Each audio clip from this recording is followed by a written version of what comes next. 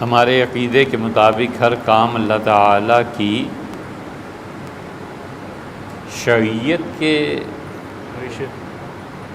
تحت ہوتا ہے. اچھا، اللہ کی مشیت کے تحت ہوتا ہے.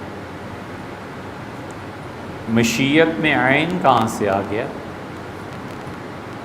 سوال تو اتنا بڑا پوچھ رہے ہیں، یہ مشیت میں عین کب سے داخل ہوا؟ یہ تو قرآن کریم میں ہے کہ وَتَعِزُّ مَن تَشَاءُ، اللہ جسے تو چاہے عزت دے. یہ شاء کا لفظ جو ہے نا، یہ اس سے لفظ نکلا ہے. اول تو خیر سے اب لکھتے ہی نہیں، لیکن لکھتے بھی ہیں تو انشاء اللہ.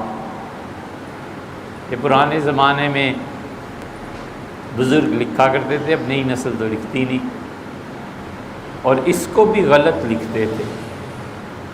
انشاء اللہ یہ لکھنا غلط ہے.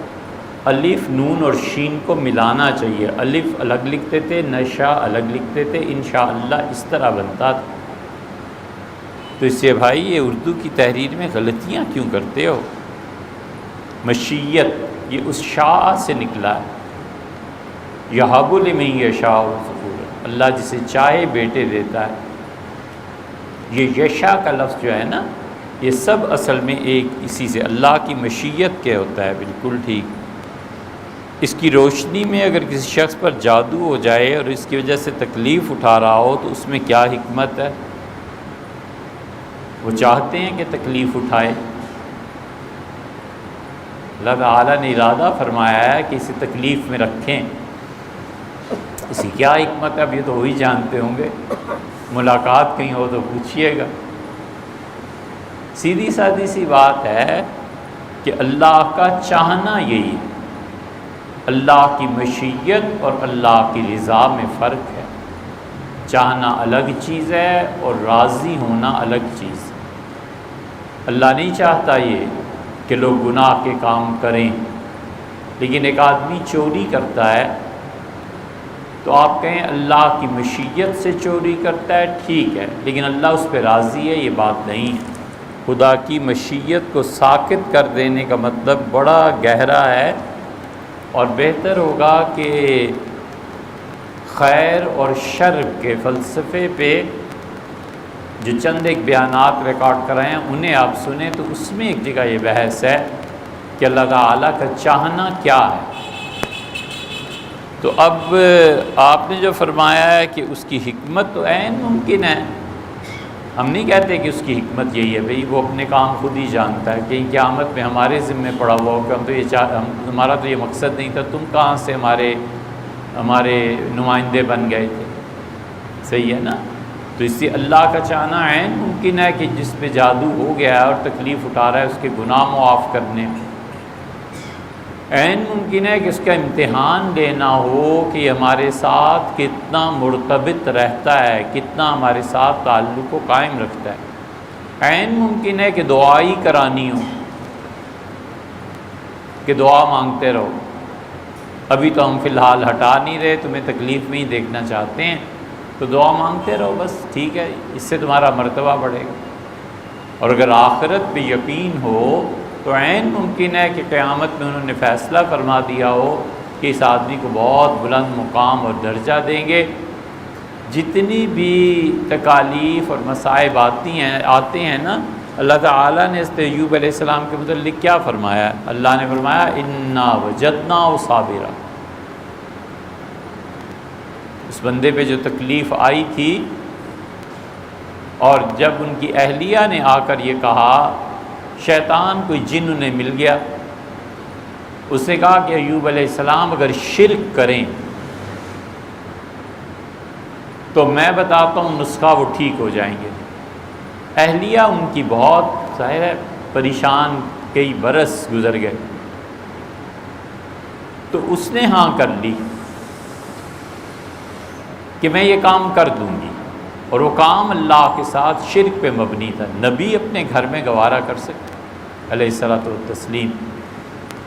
اور انہوں نے آ کے ان سے کہا، انبیاء علیہ الصلوۃ والسلام کی بیویاں مشرکہ ہو جائیں یہ تو ٹھیک ہے، ہوتا ہے، لیکن یہ کہ وہ مسلمان ہو اور پھر شرک کی طرف کی کوئی بات کرے، نبی کیسے گوارا کرے علیہ الصلوۃ والتسلیم۔ تو حضرت ایوب علیہ السلام نے اپنی بیوی کو کہا کہ اگر اللہ نے مجھے صحت دے دی نا تو 100 کوڑے تمہیں لگاؤں گا۔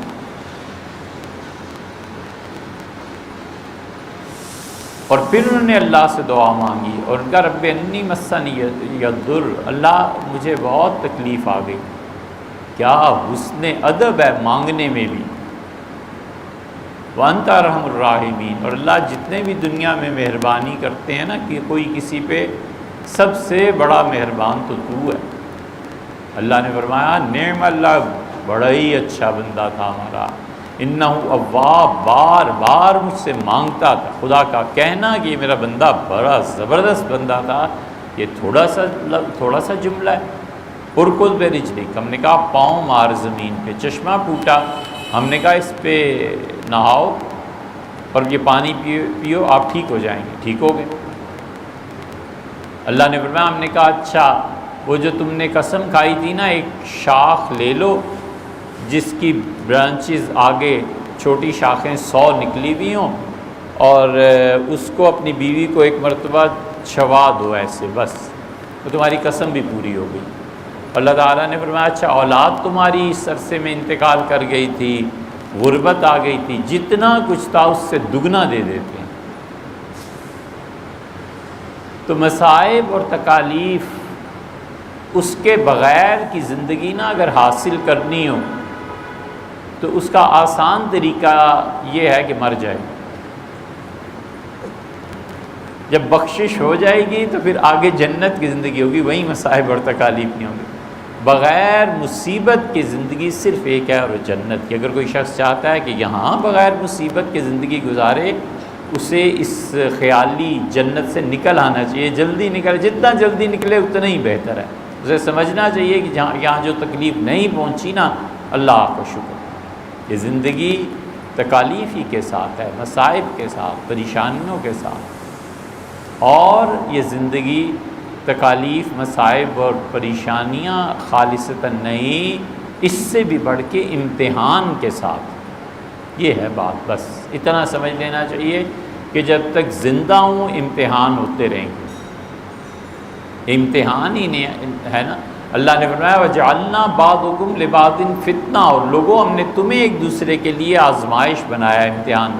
اولاد ماں باپ کے لیے آزمائش ہے، ماں باپ اولاد کے لیے آزمائش ہیں، بہن بھائی ایک دوسرے کے لیے آزمائش ہیں، شوہر بیوی ایک دوسرے کے لیے آزمائش۔ اور کہا تصبرون، جب کوئی ناگوار چیز پیش آئے تو صبر کرو گے، مطلب یہ کہ صبر کرو، یہ حل بتایا۔ اور کیا کیا حکمتیں ہوں گی آپ جانتے ہوں گے، وہ جانتے ہوں گے۔